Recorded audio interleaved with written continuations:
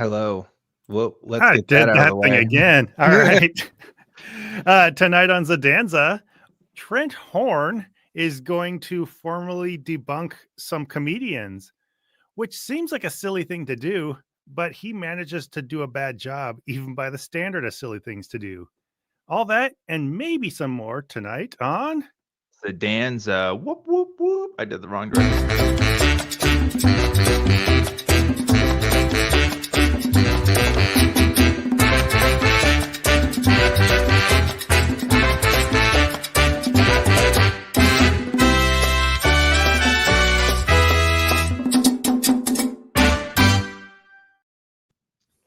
What's up, Zod? How's it going? You know what? Hey. I have this magnet over here that I got from Japan. Great magnet.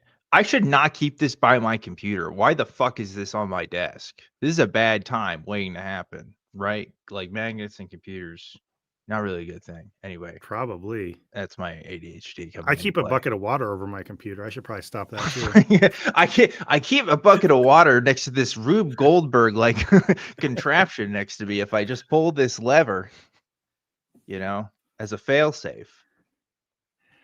I have to recognize Fletcher from on high is in very exclusive company, that being people who watched my Iliad video today.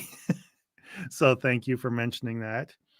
I did not know you put out a video today, but a lot of people seem to either not know about it or not care, which I'm totally cool with. I did not make a video talking about a Homeric epic because I expected a lot of views. So, but you did what you wanted. That's what's most important out of you. Exactly. And that's the first thing I said at the beginning of the video. I'm doing this because I feel like it, guys. Hell yeah. Which is why we're spending our time talking about why Trent Horn thinks Ricky Gervais is wrong, I guess. Because we feel like it. Yeah, because we feel like it. So really cool. Debunking debunkers. We already have some good questions. We got to make sure we're engaging with the audience here. Ashra, how do you debunk comedians? Are they debunking the fallacy that these guys are funny or what they're joking about? Axel Ignite, to debunk a comedian, one out comedians them, I think. Oh, I get it. It took me a second to read that. It made sense, but it didn't roll off my tongue until I thought about it. Yeah. So yeah, that's kind of a fundamental question I think we got to contend with here, right? Like, is it really, are you missing the point if you actually a comedian? And I think we need to be thoughtful in what we say here because, you know, we've done our thing with Brad Stein. Yeah, no, absolutely. No, it's funny. It's fun and it's funny. I mean, just like how we were saying you did it because you want to, maybe Trent Horn just did it because you want to, or maybe because some of these comedians are famous and talking about what they say might drive in clicks from people who would otherwise not click. Maybe it's part of a strategy, you know? Yeah. I tend to go. Maybe it's our strategy. Maybe it's our strategy. No, we don't do that. We just think about, we're just like, hey, want to do this? And it's like, yeah, that sounds good. That's all. That's me and Zod's text like 90% of the time, I think. But here on Zadanza, we don't care about views, and it shows. That's true. If we really want to go hard in the paint, we probably could do more. But you know what? Why? What are we trying to prove? You know, if we cared about views, we would still be trotting out J. Warner Wallace. Like that's true. That's a money printing machine right there. That historically has done the best for us, and we haven't tapped into that because we don't give a shit. But you know what? I don't know. We could do it again. I guess. I honestly don't. Remember, I told you I'm retired from that business. And I am too. I didn't. It started to get uncomfortable at a certain point. Like, I don't know. Yeah. It's like, I don't know. I want this channel to be what we do. I want to just organically sit around and talk about things. Yeah. Know what we're going to enjoy, know what the audience is going to enjoy. I don't want to be like a grudge channel where we're sitting there just rehashing the same old grudge against the same person. Except Brad Stein. Or except Brad Stein, or a drama channel where it's like, oh, here's the latest thing. We gotta, I don't know. I mean, yeah, we talk about current events, but like that's the thing with Brad Stein. It's in fun. He's our fun topic at the moment. It's not that we're relitigating drama with somebody, and I feel like that's what we would have been doing if we kept going back to the J. Warner Wallace thing. Right. I agree. Drew Harrison saying, I got Brad Stein show in my feed today. I blame Dan. # cancel Dan. Hey, this is Zadanza. Okay, this is a 2-man effort. I don't know why it's just me. Okay, but Sure. And yeah, and this is true, Ashra. Brad Stein is a part of the channel mythology. He is a part of the lore in some way. He is. What did we say he was? He was like our chief deputy. He's like our prime minister of our press conference guy. I don't know. I don't In our recall. hypothetical Yeah, religious hegemony. he's the hand grenade you want to throw into the press pool. Absolutely, dude. My number one pick. This is America. Anything's possible. So we should probably get to this pretty soon, but Yeah. one, I wanted to bring up Scuzzbopper. I think you showed this in the beginning. Trent Horn versus Brad Stein Thunderdome cage match. Mm-hmm. I love that because those two people are like the exact polar opposites in terms of energy. Like, yeah, that's true. Brad is less energetic now. His stage presence is different than his sitting on the microphone presence, but still he has that obnoxious bouncing around. It's like over that's the like top the Undertaker versus John Cena. You know? Yeah. And Trent Horn just sits there.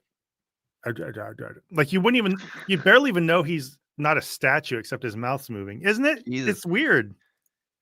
You're coming out of the gate hot today, Zod.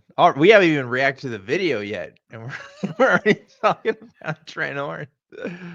That's funny. Yeah, and in this video, by the way, he does a bad job. I just want to make sure get that out there. Yeah, no, I think I agree with you. It's just like I don't know. I'm always, I say this every week. I feel like I'm just always more critical of people who do this stuff for a living. I really am. It's just like, man, you gotta, like, this is the thing that you do. You have to be better about this stuff. Like, who's not telling you this? And if they are telling you, why aren't you listening? Like, I don't know. Well, and with this video, what we're going to see, and I think we already saw this when Secular Rarity and I talked about his like death of new atheism video. Yeah. But especially in this one, he clearly like misses the point so obviously that I don't think he's making a good faith attempt at trying. Like this is, we'll see when we get through it, but I might have a different opinion about that. We'll see. Maybe he is just a moron, but let's get there. All right. Get there. We're jumping the gun. Should we start watching the video? Yeah. Let's watch it.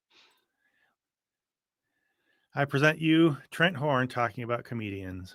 Comedy is pretty subjective, but in today's episode, we're going to refute the objective nonsense peddled by comedians who just want to ridicule or try to refute the faith. Now, there's nothing wrong with poking fun at Christian culture.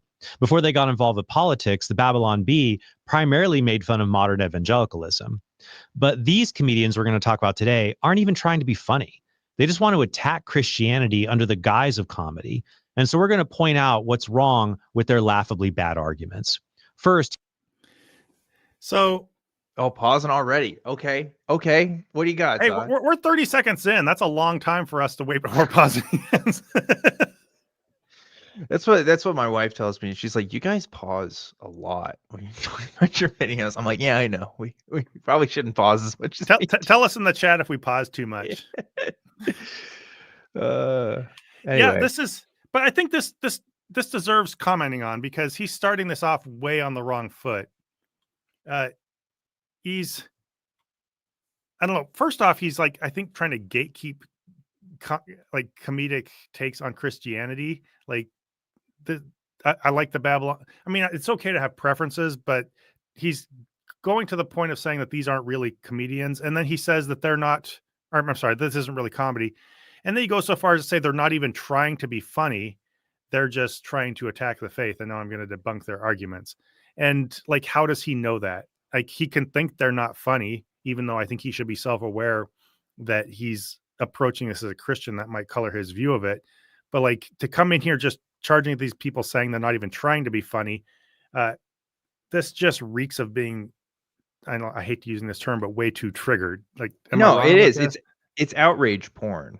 It's the same strategy that Fox News has used and other outlets have used for a long time, right? It's like, here's the thing to get mad about that you didn't even know existed, but you should get mad about it, right? Like, do you think anybody who's the prime audience of Trent Horn has actually seen anything that we're about to watch? Probably not. And I guess that's the point, right? Just so he can show it to him and make his little spiel. But yeah, somehow he can judge all the intentions of these comedians because they hate Christianity, I guess. Well, to be fair, George Carlin definitely fucking hated Christianity. Also, Ricky Gervais, not a big fan. So, they're not, I'm just saying, like, those two maybe so, but everybody else, I don't know. It's a little more debatable. But that doesn't mean all comedians, or not all, but all kinds of comedians use comedy to make a point. Like there are a lot of comedians who are opinionated and they use comedy, whether you want to call it satire or whatever. That's not out of bounds. Except sometimes if people just can't take a joke, they think it's out of bounds because it offends their personal sensibilities. And I think that's all this is coming from Trent, except he goes so far as to say they're not trying to be funny. Yeah. I think a good contrast here is to remember when we were first talking about Christian comedians making fun of atheists. And I can't remember the guy's name, but he's the guy who played the guitar and sang those stupid songs. Oh, Tim Hawkins. Yeah. Tim Hawkins with his like atheist kids camp thing. Yeah. That annoyed me, but I was self-aware enough to recognize that my perspective as a non-believer might be colored by that. I think he's definitely, I don't know if punching down is the right word, but he's appealing to his audience's worst instincts, and what he's saying, all of his jokes are based on misconceptions. But, I at least can say, I'm not going to point at him and say he's not even trying to be funny. Yeah. I recognize that maybe my offense is part of how I see it. And a lot of the chat told me, actually, this guy is funny. So I don't know if we're going to see that same kind of introspection from Trent Horn. Yeah, probably not. But let's watch and see. Let's go. Here's Sarah Silverman. Christianity is super old, but it's crazy. I mean, you're born a sinner. By being born, you are a sinner and you're going to hell. But you can just apologize and then you can go to heaven. No big deal. If you're a murderer, same thing. It's just apologize and go to heaven. You can be Hitler and go to confession and say, "Forgive me, Father, I killed 6 million Jews." And the priest would just be like, "No problem, say 10 Hail Marys." And Hitler goes to heaven. When it comes to salvation, I love watching non-religious people try to say God is unfair. On the one hand, they think it's horrible God would send someone to hell. On the other hand, they think it's horrible that God would allow some sinners to repent and go to heaven. But this leads to the question, which sins should God forgive and which should he not forgive? Many of these critics will just offer an arbitrary standard of a good person or someone as good as them, which I refuted in my previous episode on the one fallacy that sends most people to hell. Yeah, the self-serving nature of the good person. Because it's not a choice between that, Trent. Like, it's not about what sins should we forgive and what we shouldn't. It's why do we have the concept of sin to begin with? Like, yeah, way to miss it, like, completely. Also, yeah, should we forgive Hitler for killing 6 million Jews and other ethnicities? Like, should we, the point of that is to say, hey, why do they get to go to heaven, but the gay couple next door goes to hell? That's the point. It's not that, oh, you're just mad because people can be forgiven. It's like, no, it's the standards just aren't very good. Like, but hey, well, what am I? One of the first points that came out of his mouth, just all by itself, makes it obvious to me anyway that he's either just missing the point because he's being willfully obtuse, or this is just flatly insincere. Because this whole thing where he says, like, well, they say on one hand that hell isn't just, or hell's not right, and the other they complain that these people get out of going to hell. So which is it? You guys can't even make up your mind. It's like, that's not the point. Yeah. the whole concept, yeah, like you said, we aren't trying to sort out who should go to heaven or hell, like who's right and who's not, because we think it's a bad concept to begin with. Sending someone to hell is not a constructive thing to do for anybody. I personally don't think Hitler should go to hell.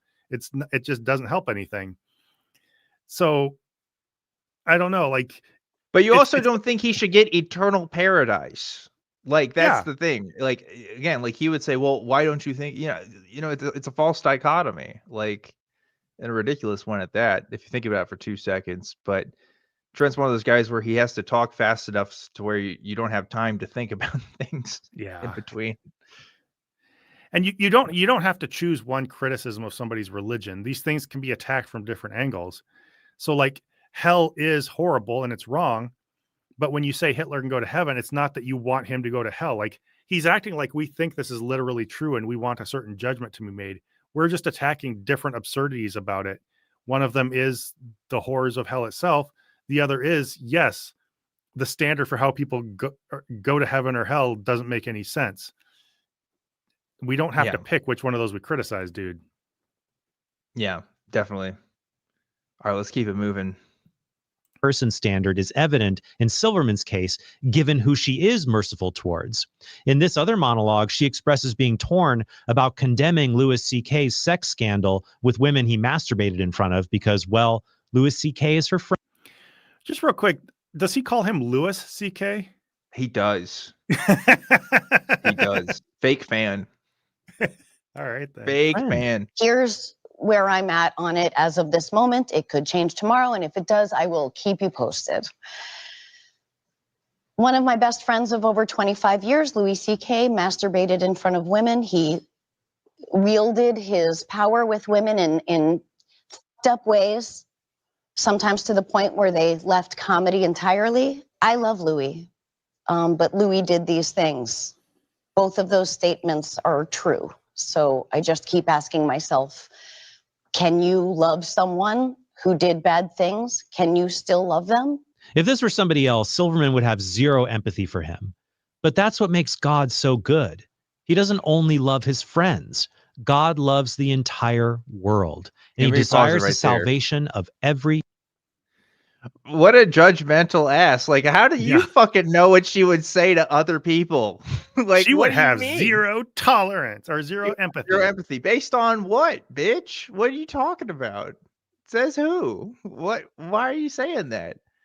Like, look, if your friend of 25 years was facing allegations of sexual misconduct, yeah, you would fucking defend him too, probably. You'd probably feel a little hurt by it. Like, I know this because other Christians do it. How does that make you feel? You know, being lumped in. Well, she's not defending him the same way other Christians defend their people That's either. true too. She's not making a defense of his actions. If anything, she's being very candid. What I actually appreciate about that is she's in a place where she's saying, yeah, it's fucked up. I knew this guy and he did a bunch of bad things. And she's in a weird place about it. Like, that's 100% more honest. I would take that over anything most people say about these kinds of things, which is like, oh, he did nothing wrong. He's perfect. You know, or whatever. And I completely condemn him, even though I was best friends with this guy 2 seconds ago, but I'm worried about clout and stuff. Right. Like, you know, at least she's being fucking honest. Like, I don't know. Yeah. Ridiculous. There aren't many situations that are more inappropriate to Well Actually than comedy. And he just found one and zeroed right in on it. Like this, I don't know that I'm a huge fan of Sarah Silverman. No, I'm not either. But, to be clear, I don't really care for her stuff. Yeah, but I guess I'm not. I don't know a ton about her. But my impression is, I didn't even think she was that funny in the clips he showed. No, I don't think so either. Like, I think it's his reaction to it is pretty crazy, but I didn't even think it was funny. The funny thing about that clip is how hard that audience was laughing, because there's no way that you get a crowd reaction like that if you or me told that joke. Hail Mary sounds like a junior high shock joke. Like it's very it's low bar, but anyway, yeah, maybe it was a product of its time, among other things. But anyway, yeah, even though I'm not a big fan, like, you can tell what she was doing up there. She was torn. She wasn't trying to make an absolute judgment of she wasn't trying to make excuses for him. She was just expressing the fact that, yes, I recognize that what this person did was horrible. And that's a hard thing to come to grips with. Like, if one of your children became a horrible criminal, you're not just going to flip your entire vision to them. You still have to contend with this side of them that you had a personal relationship with. And what do you do with that? And so she's in the middle of dealing with this in an obviously pretty broken up way, or at least it looks that way. And he says, well, aha, see, you just don't have a right standard like God. And if so, what the fuck, dude? That's yeah. And it's like again, like, that's and she's risking people misinterpreting her already, like fucking Trent is doing, right? Where it's like, see, you're defending this, but it's like, she didn't defend it like at all. She's just saying she's conflicted about a situation that she was uncomfortably close to, right? And I don't know. I don't know her story. I don't know her life.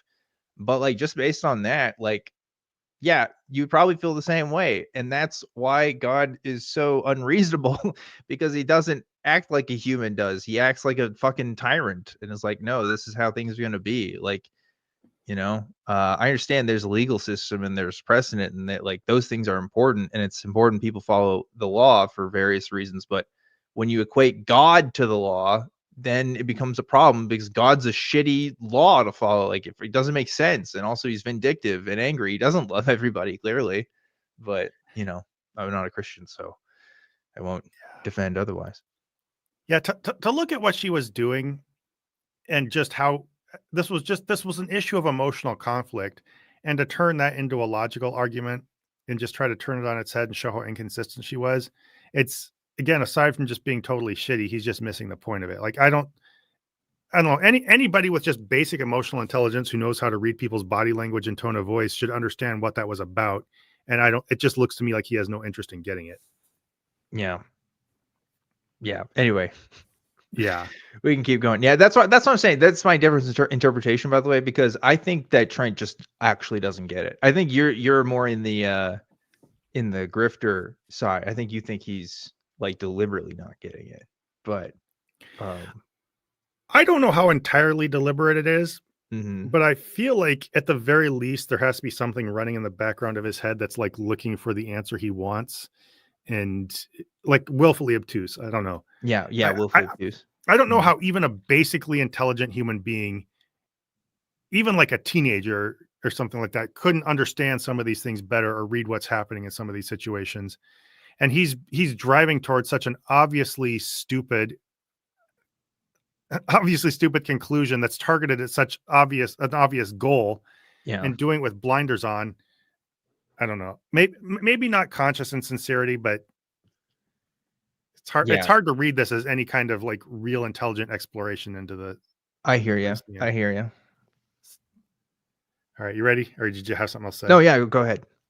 Single person. There is no sin too big for God to forgive, and no person beyond God's transformative and redeeming love.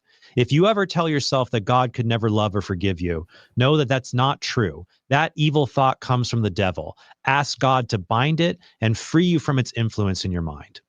Next, we have George Carlin, who thinks he has a knockdown argument against the pro-life position. Here's another question I have. How come when it's us, it's an abortion, and when it's a chicken, it's an omelet? Because, ding dong, chicken eggs are not fertilized. When you eat an omelet, you aren't eating an embryonic chicken. But when you abort a pregnancy, you kill an embryonic human being. And some eggs people eat are fertilized. In Southeast Asia, there's a snack called balut, which are fertilized eggs, typically from a duck.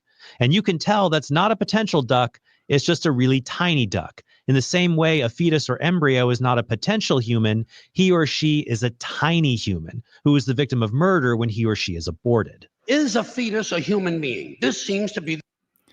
So, I don't really see a lot of insight, to be honest, in George Carlin's observation. No, it's a dumb comedy joke. Who cares? Do you think he was really trying to flesh out the nuance of abortion with that? It was just a joke. I thought it was actually kind of a stupid joke, to be honest. But here's what's extra funny is that, like, of course, with the first clip, it's not even examining Sarah Silverman's humor. It's just examining her as a person. And then with this one, we start with examining George Carlin's like comedy. That's kind of an interesting thing. But also, George Carlin is dead. Like this clip is like 30 or 40 years old now. Like, who cares? Why are you talking about this? Like, what does this have to do with anything? I don't know. So a guy made a joke about a chicken and egg thing like 40 years ago. Well, why is this getting your goat? Yeah, and I guess that's something that we should take into account when I say that some of these clips aren't very funny. Some of this stuff might just be a product of its time. Like when he makes that joke, that might have carried a little more shock value and been a little more edgy or clever back then. Now it feels a little played out. I don't know. But Carlin isn't making really good insights into abortion. And I don't know that he necessarily even intends to. And Trent's just like, I don't know, well actualing at a very inappropriate time and making equally bad Yeah. observations. Yeah, But I agree. It's like, you know, I think because George Carlin presents himself as a more intelligent comedian, right? yeah, Like it's supposed to be more insightful. Really, George Carlin, I like some of his stuff, but he tends to go on like the kind of rants that you see your uncle post on Facebook. You know what I mean? Like it just yeah. like in verbal form to me. Like that's kind of George Carlin's vibe, which is like he has this thing that he clearly like wrote out ahead of time and just thinks is real funny and just spits out a paragraph, you know, for people that, I guess like that kind of thing, but is just okay. So yeah, I don't know. Again, it's just like why? Who cares? It's just some guy. But Yeah, Biddy said that first clip from Sarah Silverman was older. Also, I think I think all these were, and yeah. that's kind of how I view all these things. I think some of them are just pretty dated. The central question. Well, if a fetus is a human being, how come the census doesn't count them? If a fetus is a human being, how come when there's a miscarriage, they don't have a funeral? If a fetus is a human being, how come people say we have 2 children and 1 on the way instead of saying we have 3 children? People say life begins at conception. I say life began about 1 billion years ago, and it's a continuous process. Continuous, just keeps rolling along. Life may have been around for billions of years, but an individual's life is not that long. I would have asked George Carlin, how old are you? Why would you only start counting at the moment you left your mother's womb? How does your location change your value? Were you not a human 5 minutes before that time? We celebrate birth not because it's the moment we came into existence, but because birth is the moment our existence changed from being a private, exclusive one with our mothers to being a public one that can be shared and more easily documented with other people. But our life before birth was still life. And when that life ends in miscarriage, for example, many people do have funerals in this case. But so what? Many people had no emotional reaction to George Carlin dying in 2008 or to the millions of other people who die every year. But that lack of an emotional reaction doesn't mean those people were not people. We speak about unborn children with potentiality like I have a child on the way, or we don't count them in a census because they have a high risk of mortality. Carlin even notes this. 80% of a woman's fertilized eggs are rinsed and flushed out of her body once a month during those delightful few days she has. They wind up on sanitary napkins, and yet they are fertilized eggs. So basically, I just want to say real quick, this has nothing to do with the point that Trent just made. Like, we don't count babies in the census because the high risk of mortality. And now Carlin's making a joke about periods. So like, Yeah. this, I don't know. I know it's like, yeah, like I don't think. Yeah, I think if you ask George Carlin why they actually don't count him in the census, like, he'd probably give a different answer, Trent. Like it's a bit. It's a bit. It's not even a good bit. I agree. He's kind of breaking it down as to why it's not a good bit because again, like he makes the fair point. Like people do funerals for unborn kids and stuff, right? But I don't know. It's yeah, it's a bit, man. I don't know what to tell you. Yeah. And I mean, I can see some point in his thing like life began way back here and it's all a cycle to maybe show that it's a little more complicated than that and stuff like that. And there is some truth in, I think, how we view like the unborn or whatever. Like we don't, I don't know. It's not like we're not seeing them as human, but in both cases, they're a little bit missing the point. Like Trent does the standard conservative thing about how your location doesn't matter. It's whether you're a person. I don't think that the fact that you exited a womb suddenly magically makes you a human. And I don't think most pro-choice people think the same thing. He's like obscuring the big point, which is that, life as we understand it develops in the womb, and that early on in a pregnancy, when most abortions occur, you're not just a miniature baby sitting in there. Yeah. Also, there has to be legal definitions for things because we can't examine the exact point in which something becomes a human that kind of way. It's one, it's too philosophical of a question. And two, like you have to be practical about these things. Like there just has to be a limit at some point. So, And Carlin's riffing on that a little bit, and it's a dumb joke. I'm not saying it's good. I'm just saying, like, this man is just so you know that Vine where the guy's like, well, actually, according to like that, like, he's that Vine, you know? Anyway, you probably don't know what I'm talking about, but it's good Vine. I miss Vine. Well, what's with airline food? Well, actually, that's just the easiest thing to pack and store. And so the reason they did it is yeah, basically. Anyway, this part I feel like is a little tedious. Among other things, what does this have to do with like being anti-Christian or atheist? This is a joke about abortion. So true. I guess he thinks that all atheists are pro-choice, which isn't true. Yeah. Christopher Hitchens famously is pretty pro-life in a lot of areas. But yeah. Basically, what these anti-abortion people are telling us is that any woman who's had more than one period is a serial killer. Consistency. Throughout most of human history, half of all children did not make it past the age of 5. But that didn't mean they weren't human beings. People over the age of 100 have very high mortality rates, but that doesn't mean it should be legal to kill people over the age of 100 for any reason. Just because people are likely to die does not give you and I the right to deliberately kill them via something like dismemberment. Well, moving on to a less gruesome subject. I agree, which is why all those times people killed each other in the Bible were fucked up. Yeah. So, yeah. And that's just so far. As much as George Carlin wasn't making really good, insightful points, and that wasn't super funny, Trent is like so far off of what his point was, which is this: when you talk about a period and all that kind of stuff, it's the absurdity of thinking that that's life. And Trent's being like, well, just because they die often doesn't mean. Well, that's not what he's saying. He's saying like if you that the full pro-choice position, or sorry, the full pro-life position taken to its logical conclusion, if you think that that's something dying, then maybe you need to reconsider where you define life. And Trent's like, well, actually, people who are old tend to die too. It's like, well, that's not what he's talking about. Yeah, it's just silly. It's just I don't know. It's like it's arguing at a wall. Like nobody's making the positions he's making. It's just straw man after straw man. Yeah. Here's Patton Oswalt's complaint about people who base their morality on what the Bible says. Just because you like something in a book doesn't mean you can have the thing you like in the book happen in real life. That's what crazy people want. I can't go to the White House with a bunch of Green Lantern comics and go, I want a Green Lantern ring. I saw it in a book I like.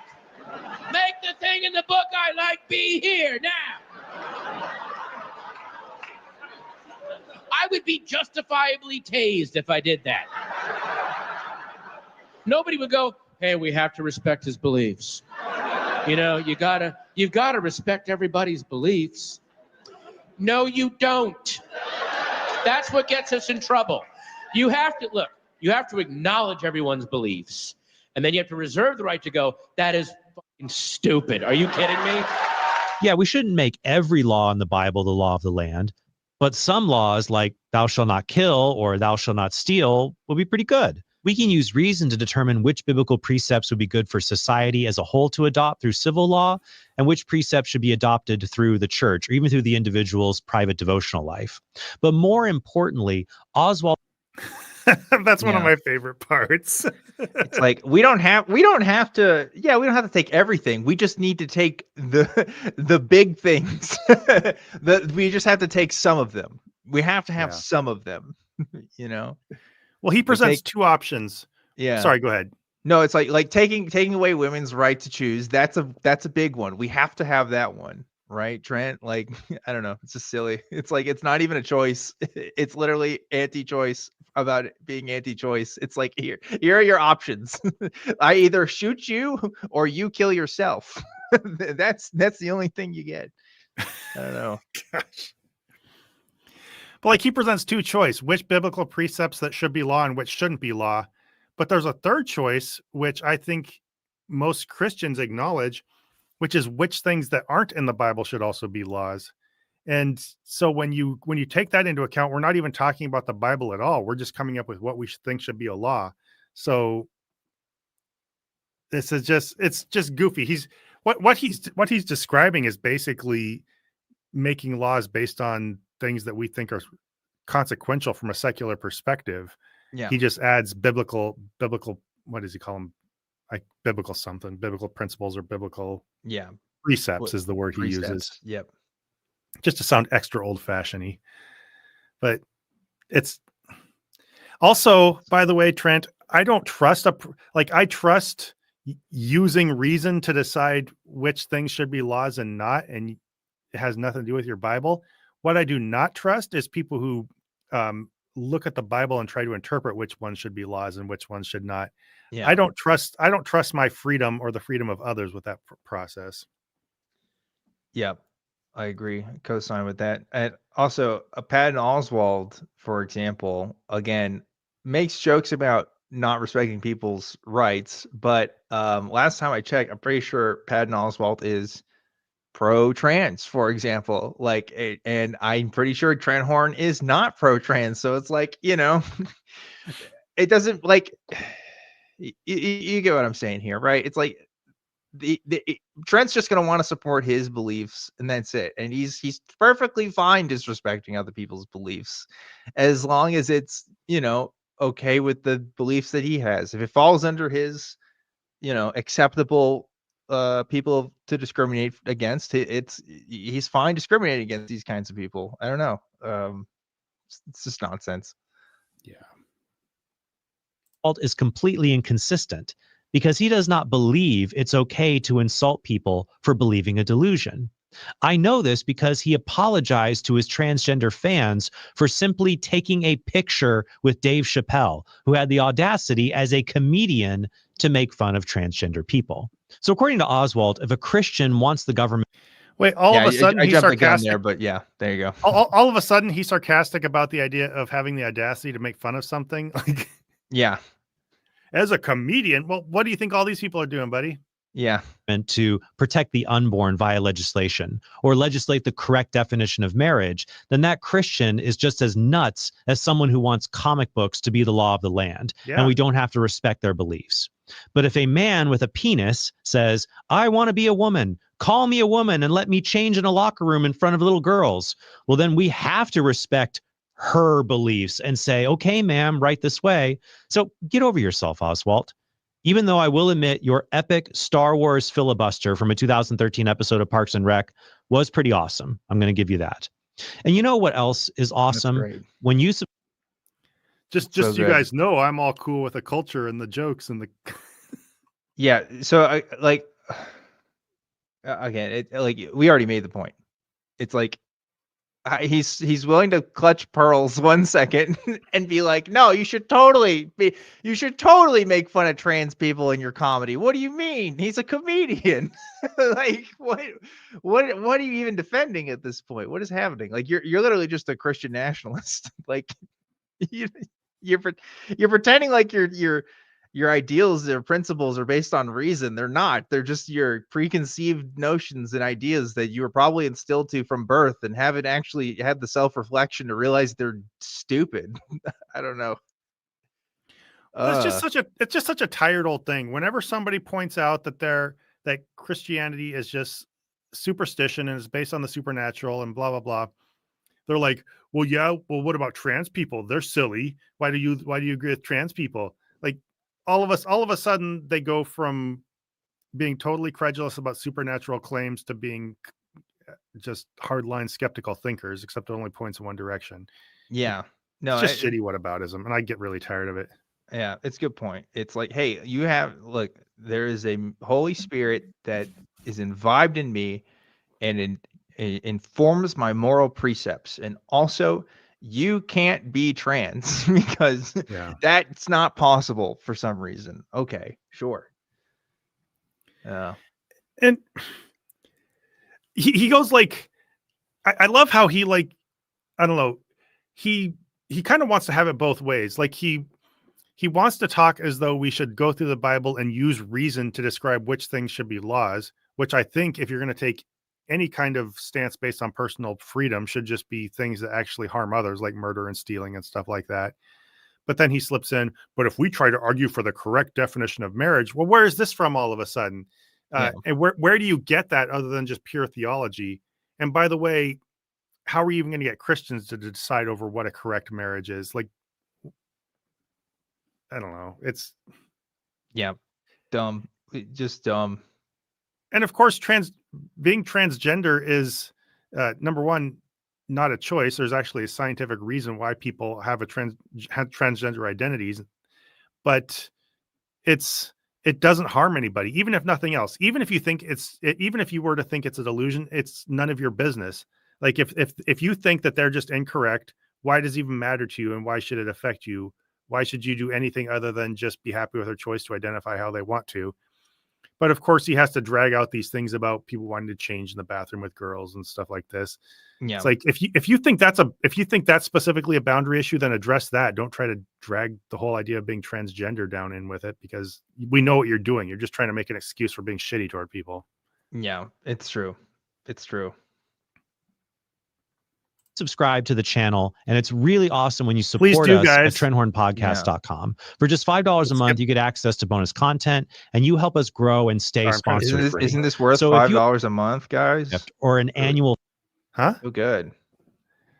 Oh, if I got this for $5 a month, I'd feel like I was stealing. Boy, howdy. Let me tell you. $50 gift at TrentHornPodcast.com. Next up, we have the worst argument from Ricky Gervais in his informal debate on religion with Stephen Colbert. But science is constantly proved all the time. You see, if we take something like any fiction, and any holy book and any other fiction, and destroyed it, okay, in 1,000 years' time, that wouldn't come back just as it was. Whereas if we took every science book, right, and every fact, and destroyed them all, in 1,000 years, they'd all be back, because all the same tests would be the same result. That's good. No, Stephen, it's not good. That's an idiotic argument. First, Gervais is just saying that we should only trust facts that can be replicated scientifically. And if we destroyed all books, we would eventually rediscover scientific facts. That's right. Actually, that is what he's we saying. Probably wouldn't do that, because different cultures on Earth haven't made equal scientific advancements. So accidents of history can keep scientific knowledge from being discovered. Also, what a fucking stupid criticism. God, what a... Oh, man, so fucking dumb. This is the worst one by far. It's so dumb. It's so nothing dumb. Gets over his head because his reflexes are too fast. His reflexes are too fast. Yeah, Ricky. Cultures advance at different rates. They wouldn't all experience science at the same. No fucking shit. That's how it works right now, dude. What do you mean? Like, oh God. Somebody's donated to this man's Patreon, by the way. Somebody is unironically giving him $5 a month for this. I'm just saying. It's great.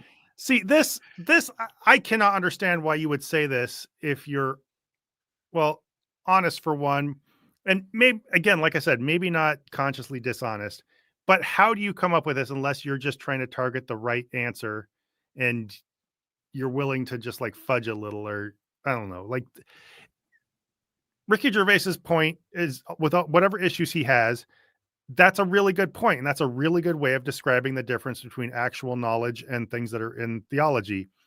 And the fact that not everybody's going to discover that equally quickly, that's totally beside the point. The point is that knowledge, if you're able to go out and find it, it's going to be the same every single time. Yeah. Describe for me, Trent Horn, how without the Bible, you're ever going to discover that Jesus is Lord, and that the Trinity exists, and that God is this kind of being, and that angels look like this. How are you going to go find that by exploring the world? You're not. And that's the point. And you should know it if you're any kind of serious person who's honestly trying to understand what he just said. Yeah, seriously. Grow the fuck up, you dipshit. I know. Sorry. It's just so stupid. It's so deliberately obtuse. I can't believe it. Like, God. And just to like comment on this, so we don't have to pause again. He's going to talk about the replication crisis, and yeah, dipshit, guess how we figured out there's a replication crisis? We kept using science to figure it out. We didn't pray. It'd be like, oh God, tell me that this study on this particular psychological effect is real or not. Like, people did more studies, so what are you going to do? Well, and I've heard, I don't know how entirely true this is, but I've heard the replication crisis depends on which science you're in. Like it's in more of the soft sciences. Yeah. For more hard sciences, this isn't as big of an issue. But yeah, like you said, you recognize that by actually testing things. You're not going to come up with a replication process for determining the nature of God because you can't even begin replicating it anyway. It's just reading a book. Yeah. It's really silly. Also, Anyway. scientists are freaking out that even when they've discovered something through repeated testing, they often can't repeat that continually in laboratories. This is something called the replication crisis. But even if Gervais were correct, it's not like you can only believe in science because it's rediscoverable and other forms of knowledge aren't. It isn't just science that's repeatable. If you got rid of every philosophy book, people would still ask basic questions about reality that would lead you back to the classical arguments for the existence of God. Yeah. Gervais is Notice correct how that he if you didn't got say, let's get rid of all philosophy books. It's almost as if that wasn't his argument, Trent. Wow. It's a good point, Trent. That'd be a crazy thing of Ricky Gervais to say if he fucking said it, Trent. What a concept. Well, and I think what he's trying to wiggle his way toward you could still basically discover that God exists, I think. Like, even if you couldn't specifically, I don't know, philosophy is basically not the same as science, but you could still build up an understanding of philosophy. And by observing the universe, I think Trent's trying to say that you could come up with the same bullshit apologetics that we have already. And again, that's not the point. Everybody knows. I know that if all knowledge was suddenly erased and all our books were burned and there was no more internet or anything, people would eventually learn science, and some people in the process would start coming up with bullshit religions again. And the point is, I think in a more extensive version of this, Gervais might have acknowledged that you could come up with different religions, or if he didn't, that's a not normal thing you'd extrapolate from this. The thing is, your religion would be anything after that. Like if we started all over again and started coming up with I don't know, arguments from philosophy for the divine or whatever, your religion will look entirely different than Christianity, and that's the whole point of it. Yeah. We know that people are going to come up with a religion. The problem is it's not yours, and that's right. We have a replication crisis in religion. we can't make the same religion twice. What's up with that? Rid of fiction like Shakespeare from written texts and people's memories, the works of William Shakespeare would never return. But if you destroyed all works of history, those works of history wouldn't return either. But that would not prove the historical events they describe, be they Caesar crossing the Rubicon, Hannibal crossing the Alps, or Christ dying on the cross and his disciples proclaiming his resurrection. That would not prove that those historical events never happened in the first place. Finally, it's so obtuse, dude. That's what I'm saying. It's like you can't be serious. Like, Okay, Trent, listen up. We're not trying to say that the fact that if you destroyed the Bible, you couldn't get it back means that you can prove God doesn't exist. We're saying that that's not a good basis for demonstrating God exists. If we wiped out all of history and people started writing new history books, they would probably be wrong. That doesn't. So stupid. Why am I so dumb? It's so dumb, Zod. It's the dumbest. I don't even have any words. I think we all know why this is dumb. You don't need me to explain it. You guys are all grown ass adults. You can figure it out. I think. I was just I just realized I was sitting there in the middle of explaining something that is just beneath explaining. All right, this last guy though is a little different. You ready for this last guy? Yeah. Let's do it. Finally, I'll leave you with a clip that takes a jab at common atheist attitudes from comedian Jeff Allen, who used to be an atheist, but is now a Christian. I was a shallow, vacuous, empty vessel. I really was. And I didn't have anything to talk to this man about until I found out because of his wealth, he had I was a shallow, vacuous, empty person, he said. And I still am. Describing an actual past as an atheist. Right. Yeah. Good job, Jay Warner Wallace / Lee Strobel. Access some of the nicest golf courses in America. He was actually a member of Muirfield Village here, and that's all I needed to hear. He was my new best friend. What I didn't know about him was he was a fundamentalist Christian, and I didn't know that. And we're sitting on the fairway one day just talking. Well, he can't be that we're talking about fundamentalist if this, he's we're that talking about wealthy. I'll say that. and then he brings. What's that? I was saying he can't be that fundamentalist if he's that wealthy, because Jesus would not fuck with him. But that's an argument for a different time and place. Anyway, up the Bible, and I said, don't give me the Bible. I don't want to hear the Bible. And he says, what do you mean? And I said, I'm an atheist. I don't believe in that garbage. And he says, well, what is it about the Bible you don't think is true? And I said, I don't know. I never read it. And he said, well, you're not an atheist. You're a moron. Tell me in the chat if you think this sounds at all like a real story. Yeah. Hey, Jeff, you ever read the books of the Prophet Muhammad? You ever read like any of them? Like any of the commentaries? Nothing. Oh, wait, what? Oh, but you don't believe him, right? Oh, I guess you're a fucking moron, idiot, dumbass. You didn't read the books. That must mean you're stupid for not believing in it. Listen, I haven't read the Book of Mormon. I guess that means I'm dumb because I don't believe in Mormonism because I haven't read it, right? Yeah. Yeah. That's how well, that also, works, I mean, if we're to try to be a little fair to this, it's one thing to like not believe in a religion without having read its text. I think he said the Bible was dumb and then says he never read it, which, yeah, if both those things are true at the same time, then you are probably shooting from the hip a little bit, unless you just. I've never read from the Book of Mormon. I've never read the Book of Mormon cover to cover. I know it's a dumb book, though, Sod. I've seen snippets. Okay. We've all seen snippets. I don't know. Yeah, I don't know if you have to read the whole thing. Yeah, so I guess there is some nuance there. Like you don't need to like understand you don't need to have read something to actually know that it's supernatural and going to be a little silly. Like I don't need to read all the books about ufology or whatever. I don't need to read books from flat earthers to know that they're probably dumb, right? Yeah, probably not going to enlighten me.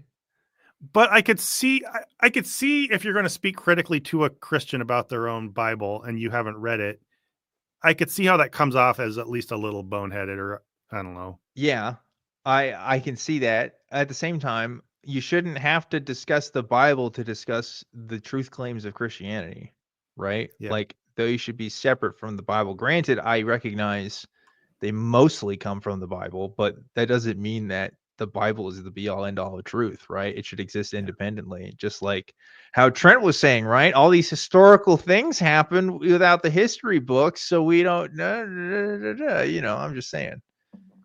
And we have somebody saying, oh, we're picking apart comedy. I don't know if that's in reference to Trent Horn or to us. I think it's probably to us. But yeah, that's one thing that I was aware of going into this, is that it could seem a little funny to nitpick Trent, or get on Trent Horn for nitpicking comedy and then turn around and do the same thing. But one part of this is Trent is holding this guy up as a good counterexample after just shitting over all the other ones. And so I think it's okay to point out the hypocrisy of that. And also the implications that atheists are morons as well. Number two, we also pointed out when we thought that there were problems with some of the other comedy, if it wasn't super insightful or super funny. And so we're being consistent. Number three, this guy is telling what I would roughly suggest is a bullshit story. So West the Rock love you though, no hate for me. Yeah, I'm not trying to be like rude to you or anything like that, and I didn't necessarily take it as criticism. I didn't even know which way you were talking about it. And even if responding to comedy isn't your thing, I can get that's fine. But I'm just that was a thought I'd already had, and so that's just where I'm coming from with this. It always rubs me the wrong way when somebody says, oh, I used to be an atheist and I was a total hollow person. And guess what? I set up this perfect zinger for a Christian by saying I hated the Bible, but then never read it. Ha ha ha. Like, yeah. If an atheist told the same story about being a Christian and it sounded like bullshit, I would have issues with that too. That's my personal opinion. Yeah. Also, Drew Harrison saying, isn't true claims Christianity an oxymoron? I didn't say true claims, truth claims. Right, because there are things they claim to be true. That's what I'm talking about. I don't have to necessarily believe that they're true, but yeah.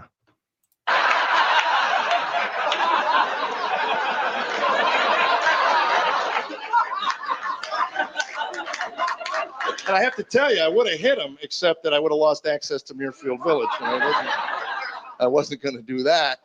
And I asked him to explain himself. And he said, well, to be honest with you, a true atheist is not only a biblical scholar, but is scholarly in all the face of the earth.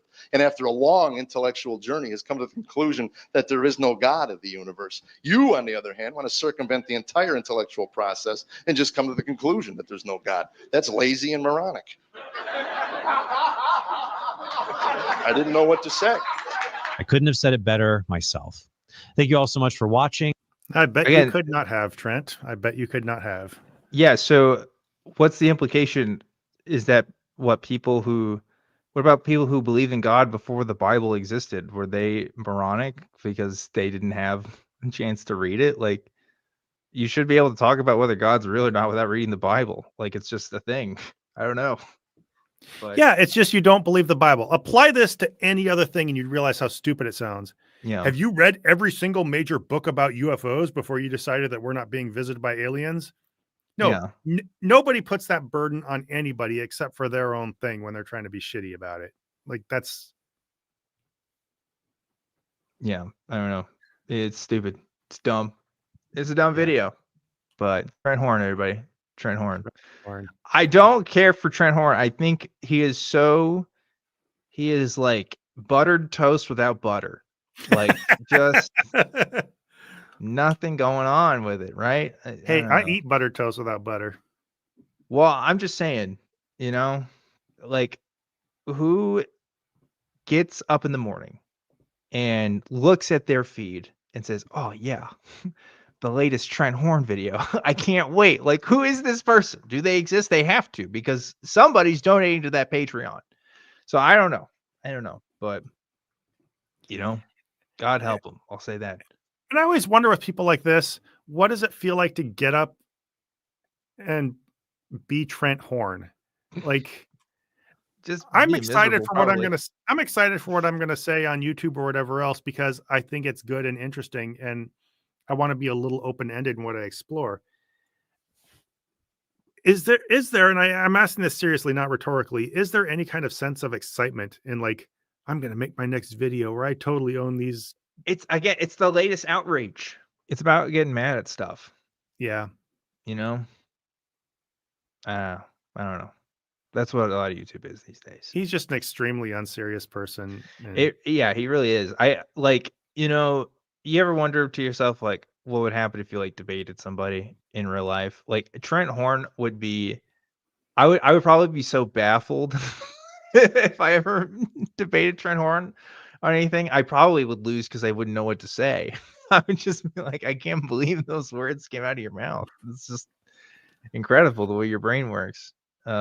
It's like it's programmed to say all the wrong things, but I don't know. he strikes me as someone who would be pretty easy to debate because you listen to him. If this is representative of what he says, well, this in the previous video I done about him, like there's just these wide open gaping holes in his reasoning that is just waiting for a retort. Like I don't know that he would stand up well in any kind of back and forth environment, but Yeah, maybe I I'm don't wrong. Maybe he thinks on his feet like a champ.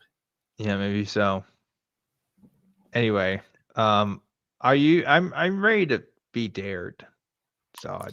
Yeah. Are you ready for a love dare? I would love to be dared right now by the love dare. And I hope, again, I love it when Zod reads books because it's really funny. I gotta say, last week's love dare, the first one off the bat, disappointed. I was disappointed because I wanted a Nickelodeon slime fest. Like, I wanted to be dared. And it didn't happen. It was just be nice to your wife for once in your goddamn life. That was the dare. It was like, I'm already doing that. Correction. It was don't be mean. Yeah, don't be mean. Really good stuff. Millions of dollars were made from this, by the way. So I'm going to try to do just a really quick recap on just what this book is. Essentially, they call this the love dare. If your marriage is failing, and this is generally targeted toward men, it seems, every day you do one thing and it's supposed to fix your marriage. So it's kind of a shortcut to if you were a shitty husband, or you and your wife were married in an environment where, it is all ruined by fundamentalist Christianity. Here are quick steps. Do one little thing a day and it'll fix it. That in mind, I feel like, so in the book and then in the movie, they imply there needs to be a certain amount of patience with this, right? Like it's not going to fix it instantly and you have to Right. expect some resistance. However, there's still this expectation that this is supposed to progress toward the other person coming back to you, right? And your marriage being Yes. fixed. And so there's just something really, really sad about the fact that you make it through one day without yelling at your wife. And at the end, you're supposed to think, all right, I'm a step closer. I think she's going to want to be with me again. Yeah.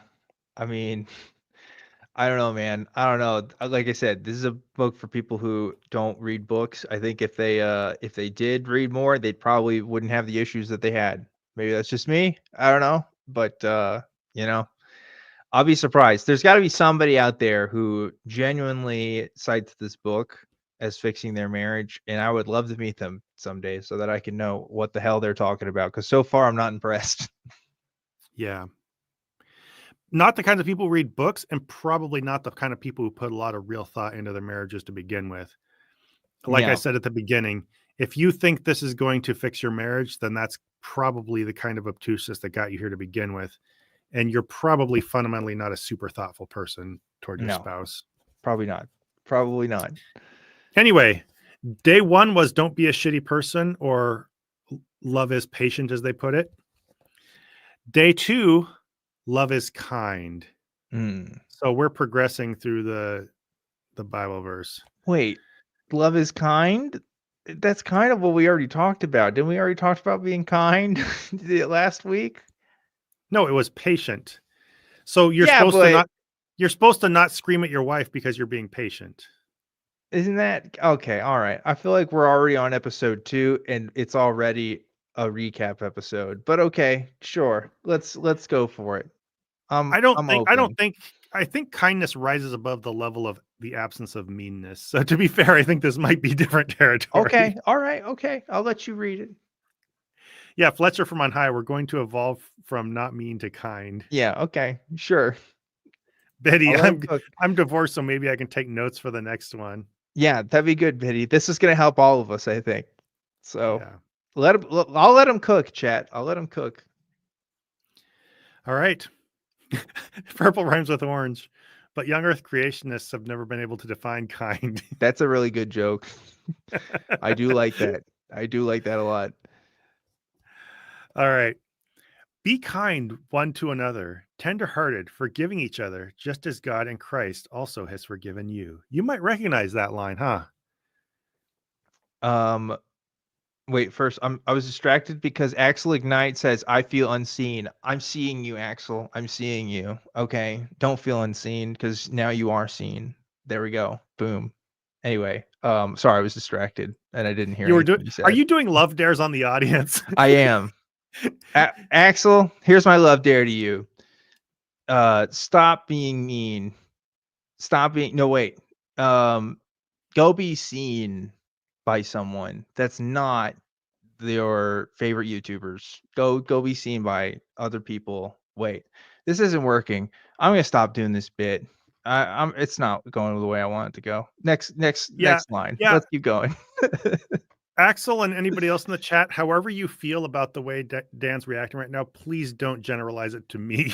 No, listen, I need you guys to be kind to me. I need you guys to be less mean to me right now. The love dare is practicing how you're going to love your YouTubers.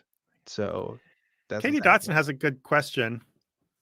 What if you don't want the marriage fixed and just want the hell out? No. Well, no. In that case, you're the other person, and the person reading this book is going to use it on you until you don't want out anymore. See, that's how it works. See, you want out, so your spouse buys this book and they do love dares on you, and then suddenly you realize you want back in. Right. All right. That was Ephesians 4:32, by the way. You might recognize. Yeah, cool.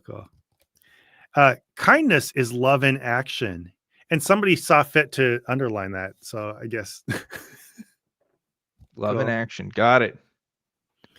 If patience is how love reacts in order to minimize a negative circumstance, kindness is how love acts to maximize a positive What the fuck? You see what I'm saying? It's kind of the same thing.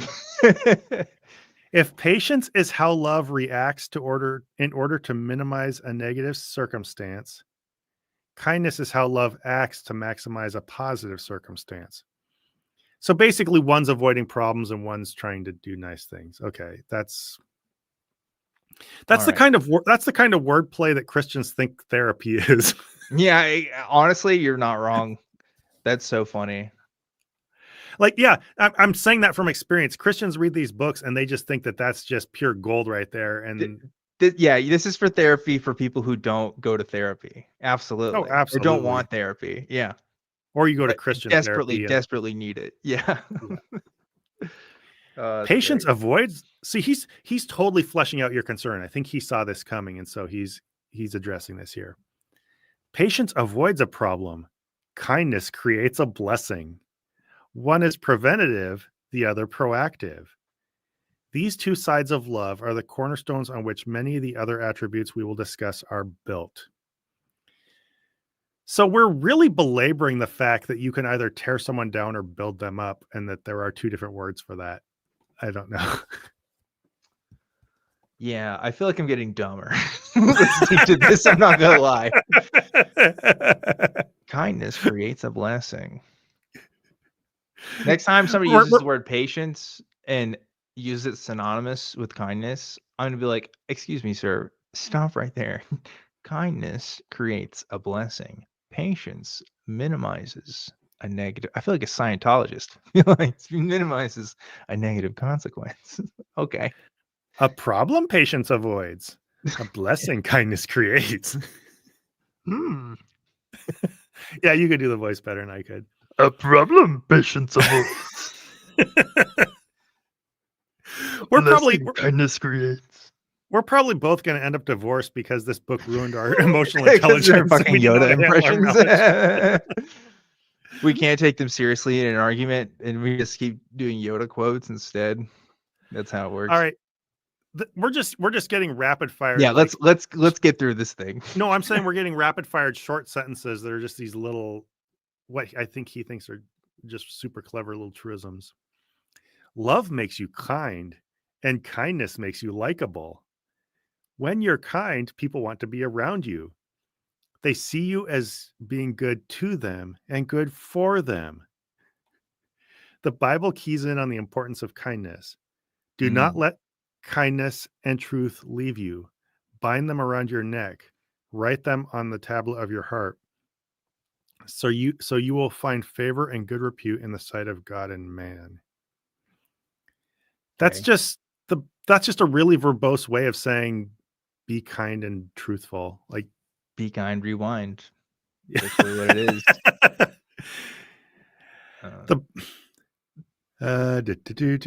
Yeah, I my reaction again is just K. It's just whatever. Yeah. It's either what it says here, if it's not stupid, is just like blathering on about the most obvious things in the world. Kind people simply find favor wherever they go, even at home. I'm not so sure that's true, but whatever. But kindness can feel a little generic when you try defining it, much less living it. So let's break kindness down into 4 basic core ingredients. Oh, let's please do. Mm-hmm.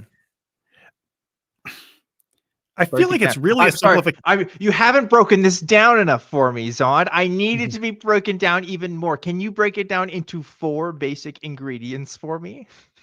Yeah. Said nobody ever when reading this. This is God. I have to write a whole page and a half about kindness. I better write this out. God damn. Yeah, one of the brothers is like, what if we write really big? And the other one's like, we're typing, idiot. We have to fluff this out for real. Yeah. But he's saying, is this show actually a long con for both of us to get divorced and marry each other? I already said this is to help on. I have a legal marriage with my wife, but I have a spiritual marriage with Zod, and we have to work on that spiritual marriage. Isn't that right, Zod? Let me get back to you on that. Okay, all right. But like, kind people simply find favor wherever they go. I think that's just totally wrong. Like, Number one, kindness isn't that simple. It's not as simple as being kind. You have different personality types and people expect different things of you in different kinds of interactions. That's true. And I think that's a simplification. And given, I don't know, this just struck me. Given that this book is supposed to be you doing gestures towards somebody expecting a result, I think this is a simplification, meaning if you see yourself as being kind and other people aren't reacting the way that you expect they should, then they're clearly doing something wrong. Does that sound fair? I feel like it's kind of setting up that expectation that there's a really clear dichotomy between being kind and not. And if you're being kind, you should expect a certain result. I mean, yeah, I guess I haven't read the rest of it yet. I'd have to see what else it says, but I could see how that could be the setup. Yeah, I'm reading between the lines here, and a lot of this I think is just my understanding of what a man doing the stuff in this book is going to expect. But let's just keep going. Let's see this broken down into 4 parts. The first one is gentleness. And the person saw fit to underline that. Cool. Mm-hmm.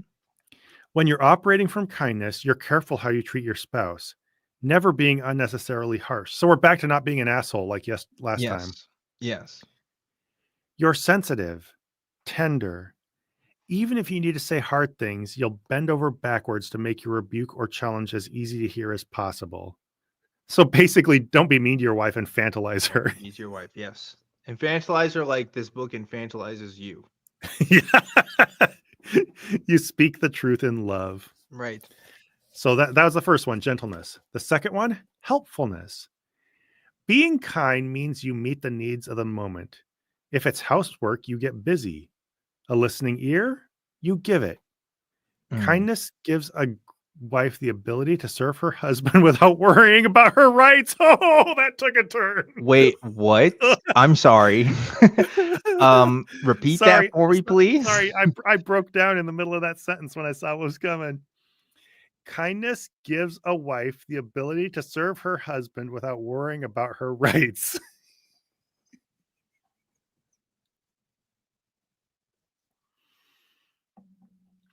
I feel a little. So they just said the quiet part out loud, huh? Yeah. That's wow. Holy shit. Damn. That's there? That's real? That's actually in the book. Let's Jesus see. Christ. What the fuck? I'll put it up here just to prove the point. If anybody can read that. I cannot read that, You but can't. But if anybody can pause and see that, that'll prove that I'm God damn. Maybe if I'm nice to my wife long enough, she'll forget that she has any rights. For the custody over the kids. For the purpose of serving her husband. Yeah. She will serve her husband without worrying about her rights. Oh man, I didn't know that nugget was in the middle of this. I guess what it's trying to say is no, I'm not. No, it's not good. It's not good. That's the wrong way to write words. You know? Leonard Paulson said, kindness is compromising all of your boundaries. Yeah. This was written by a man. Yeah. In case it wasn't clear before, this was written by a dude who, wow, shouldn't be writing books, but did anyway, huh? That's crazy. Yeah. Wow. So would you say it's fair to say that I'm maybe vindicated for what I said about what you should expect if you're being kind? Yes. I'm gonna give you that one, Chief. You were you were right on that. I didn't see it coming. I honestly didn't either. This is my first time reading this since years ago when I was a Christian, so I don't remember all this stuff. That's wild. Kindness makes a husband curious to discover what his wife needs, then motivates him to be the one who steps up and ensures those needs are met, even if his are put on hold. So I guess he has to do his part too. This is standard kind of servant leadership stuff from Christian culture. And still, even though you're supposed to be doing something as the husband, there is an expectation of getting servitude in response and a bit of submission. Yeah, I mean, dog, you should be figuring out what your wife wants like before you married her. Like you should have a general idea of her needs and wants. I'm not saying you need to know everything because that can change, but like you need to have a baseline before you put a ring on it. But not to Christians, I guess. Man, that's insane. Well, and think also of how transactional all this is. Like, Yeah. they accuse atheists of not doing anything from the heart and just doing something because you want something. Thinking God's not dead when that guy broke up with his girlfriend for having cancer and everything was like who could do what for who. That's exactly what this is. There's nothing about just doing something. Okay, I won't say nothing, but everything in here has some kind of promised reward. If you do this, you're going to get this back. Yeah, it's true. All right, It's so we have pretty transactional. gentleness and helpfulness, now willingness. Kindness inspires you to be agreeable. Instead of being obstinate, reluctant, or stubborn, you cooperate. You stay flexible. Rather than complaining and making excuses, you look for reasons to compromise and accommodate. A kind husband ends thousands of potential arguments by his willingness to listen first rather than demand his way. Okay, so again, it's all about if this is how to make your wife not a bitch. You know, like this is like that's what the energy is here. It's like, hey, is she being a drag? Is she not doing what you want? Hey, you be kind to her. She's gonna have more willingness.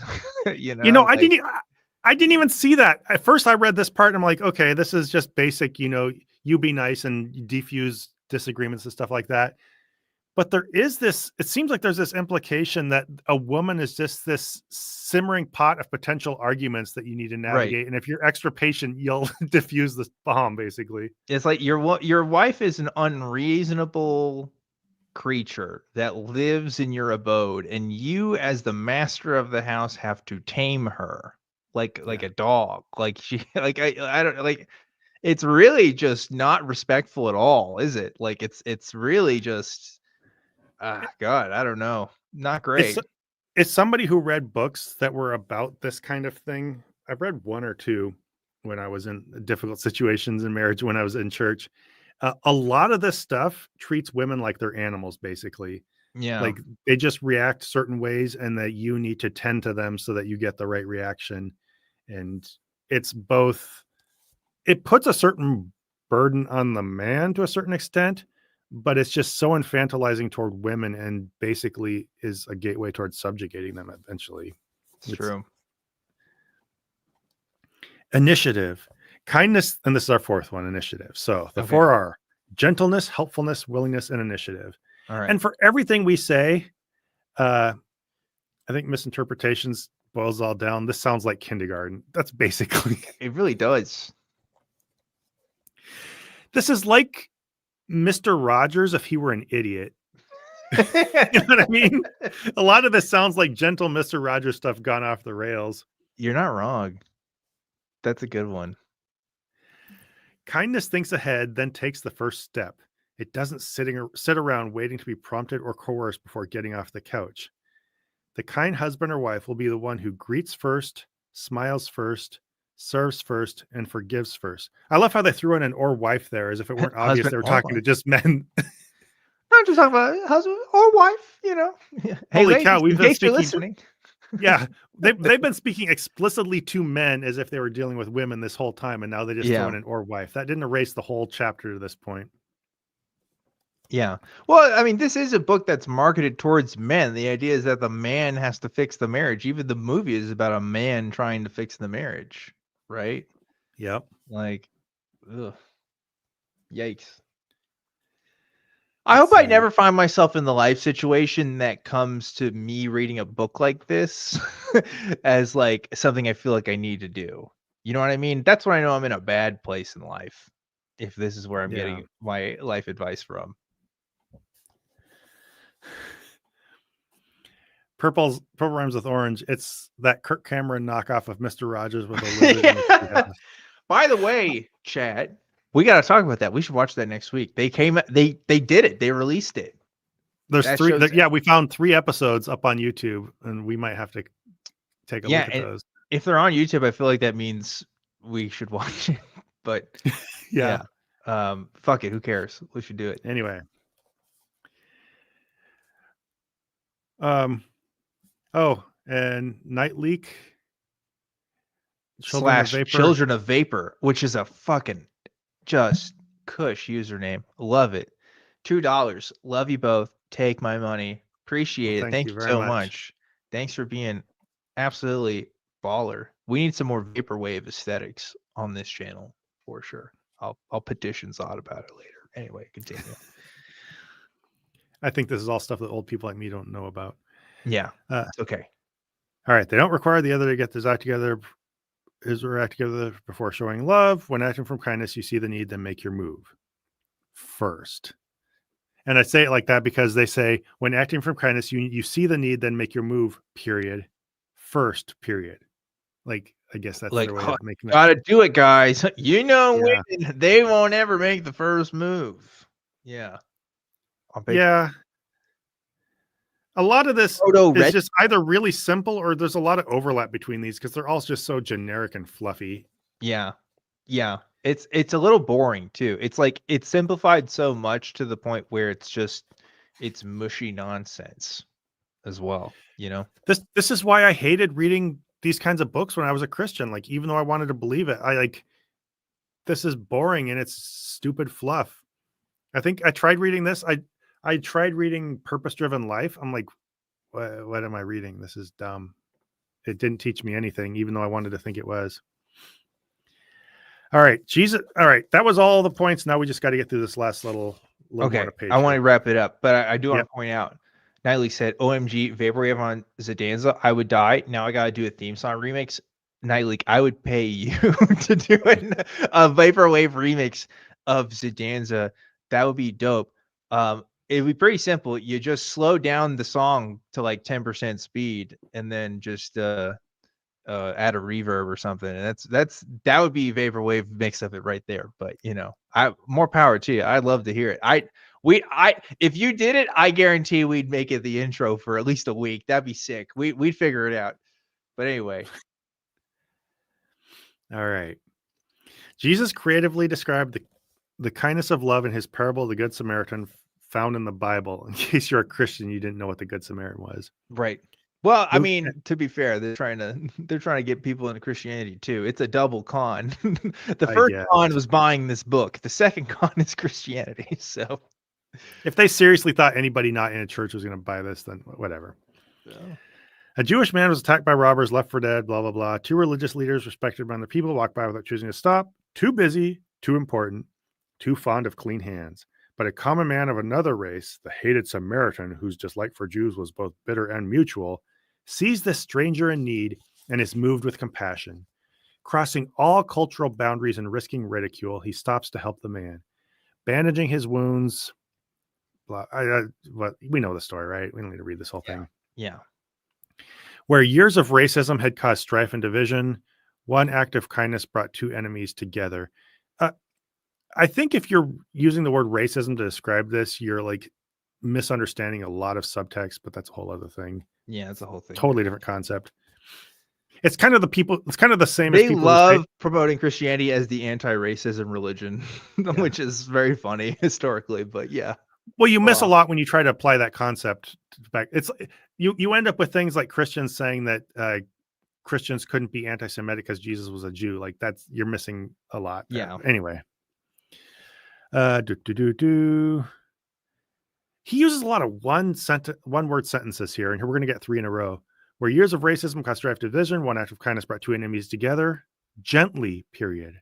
Helpfully, period. Willingly, period. And he does this a lot here. It's really off-putting to me. Gross. I feel like he's trying to seduce me. I like it. Gently, lovingly, willingly. Taking the initiative, this man demonstrated true kindness every day. Well, it feels like it's supposed to be a speaker's cadence where he thinks that every word is like super impactful and just really making a point. Yeah. Wasn't kindness one of the key things that drew you and your spouse together in the first place? When you married, weren't you expecting to enjoy his or her kindness for the rest of your life? Didn't your mate feel the same way about you? Even though the years can take the edge off that desire, your enjoyment in marriage is still linked to the daily level of kindness expressed. That's pretty much true, but I feel like it's a little obvious. And if you need it stated to you, then there's a lot of other, well, you don't just go and marry someone because they're kind. Like that's not the only thing you should be looking at. I don't even know if it's the primary thing. I mean, it should be maybe, but like it's just a very simplistic way to look at a marriage. Well, it's what I said in the beginning. Kindness is a very broad word, and what you expect from other people can't always be boiled down to just the concept of kindness or the word kindness. And so, yeah, like you said, you're not just looking for this one thing called kindness. And I think there's some truth to that. You know, you have to tend to the desire to do nice things for the other person and be really deliberate about that. But if you think that just looks like one concept called kindness and it's not more complicated than that, then I'm sorry. If you need this said to you, then there's a lot that needs to be built from the ground up. That's a lot more complex than anything to be said in this book. And that's at its core why all this stuff is so useless. Yeah, it's just again, if you're an adult that's reading all this and you're getting insight out of this, I mean, again, heaven help you, because you really need it. Like, you got bigger problems to worry about. You got bigger fish to fry. You know. Yep. You need professional help at that point. If this is doing something for you, seriously, not a joke. Like, you know, have somebody help you out, because, man, yeah, it's not great. All right, you want me to just rate? Yeah, no, we should finish it. I was just gonna say, this is the kind of book, again, that somebody gets where it's kind of like starting a new diet. You read 1 or 2 chapters and then you just stop it. Like, I think that's what this book was for most people. It was, hey, I'm gonna get this because I'm gonna try to do better, and then you don't follow through with it, because no way you're gonna follow through with this shit. It's garbage. The Bible describes, well, and if you are going to follow through, like actually showing regard for somebody in daily life is just more complicated than do one nice thing a day. I'm sorry. You can't follow that kind of formula. Yes. All right. The Bible describes a woman whose husband and children bless and praise her. Among her normal attributes are these: she opens her mouth in wisdom, and the teaching of kindness is on her tongue. Proverbs, blah, blah, blah. How about you? How would your husband or wife describe you on the kindness meter? How harsh are you? How gentle and helpful? Do you wait to be asked, or do you take the initiative to help? Don't wait for your spouse to be kind first. It is difficult. They're just repeating stuff. I'm sorry. Mm-hmm. You didn't. This chapter didn't need to be this long. Well, look, you got to take out the cat litter. Don't let your wife do it for you every time. Okay, I've learned this from personal experience. You have to be mindful of it. Otherwise, you know, you're not being good about it. So that's my problem. Sorry, babe. I'll be more mindful about it. Anyway. All right. You know how women get when they have to take out the cat. I know. Oh, geez. Yeah. Golly gee whiz. She's going to hate that I said that. Anyway. It is difficult to demonstrate love when you feel little to no motivation, but love in the truest sense is not based on feelings. Rather, love determines to show thoughtful actions, even when there seems to be no reward. You will, even though they keep talking about the rewards in here, you will never learn to love until you learn to demonstrate kindness. So they just took this one thing, be kind to people, and just really stretched it out over 3 pages. Yeah. Just get a punch card system with your wife, you know, do a kind thing. You get a hole punched, and then you get an ice cream at the end or something, you know? Why are you so mad? I did one nice thing on this day and one nice thing on this day and one nice thing on this day. Here's my punch card. The book said when you show kindness, people are supposed to show favor toward you. Nightly with the $5. The teaching of kindness is on my tongue too. Just ask my GF. Amazing. Fantastic. Put it on your gravestone, please. Good stuff. I love it. Thank you for the $5. Oh, we need to get to the dare here. Yeah, what's the dare? In addition to saying nothing negative to your spouse again today, do at least one unexpected gesture as an act of kindness. Wait, check here when you've completed today's dare. Wasn't that the dare last time? No, last time was don't be mean. This time was don't be mean and don't be mean unexpectedly. Or yeah. No, don't be mean. Along with not saying anything negative, do at least one unexpected gesture as an act of kindness. Oh, okay. So in the movie, by the way, he struggled to like not scream at his wife all day long or not snap back at her. And then the next day he did that and also poured her a cup of coffee first thing in the morning. And then after that, what the hell, Dad? This isn't working. Put coins in the wife machine. That's totally what this book is. All right. Anyway, That's the end. Dan, final thoughts about Trent Horn and or the Love Dare up to this point? I'm not inspired. So far, the advice has been don't be mean to your wife and do kind things unexpectedly sometimes. Okay. Or at least do it deliberately. I mean, it's a good thing to do, I guess, but like, I don't know. I don't need a book for that. Thanks, though. Appreciate it. All right, I'll just do two things real quick before we wrap up. I can totally picture the target audience, a callous, seething man sitting on his lazy boy sectional watching Newsmax. I feel like that's the expectations they're building from, is you just sit around doing nothing and getting mad at your wife, and now just come on, dude, get up off your ass and pour her a cup of coffee and don't yell at her. It's true. And then Katie Dotson, this entire work could have been written with 4 words, don't be an asshole. I think that's about right. Because whatever nuance they did into, but beyond that is minimal, if anything. Anyway, I agree. Hey, everybody, if you enjoyed being here, leave us a comment for the algorithm, subscribe. Wow. If you're Give us $5 a month on the Patreon to counteract the $5 a month that Trent Horn is receiving on his Patreon. Exactly. You know? That's activism. Is giving us money. No, just kidding. It's not actually. It's really not. You don't do that if that's your reason. But if you're sitting on piles of money that you don't know what to do with, we'd be happy to have a little bit of it. But if you're like struggling to pay your bills or anything like that, please don't give us your money, because we don't want that kind of money. We're here for free every week, either way. No, Nightly says it best. Give your wife unexpected things. That's what I want all of you men, ladies of the audience today. Give your wife unexpected things. That should be your sign off, I think. All right. Give your wife or husband or other significant other, whatever your relationship looks like. Only your wife. Oh, that's true. Only wives. Man or woman, doesn't matter. Give your wife unexpected things. Okay. Good night, everybody. Good night. Voy a cantar esta canción con mucho cariño de mi corazón a la República Dominicana, la casa del merengue y la casa de la bachata. Voy a cantar esta canción con mucho cariño de mi corazón a la República Dominicana, la casa del merengue y la casa de la bachata.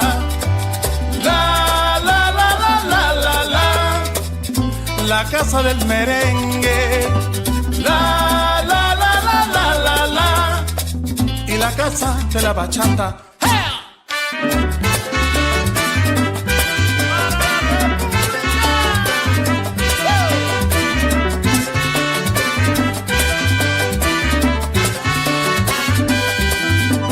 Música, música, música, te traigo música.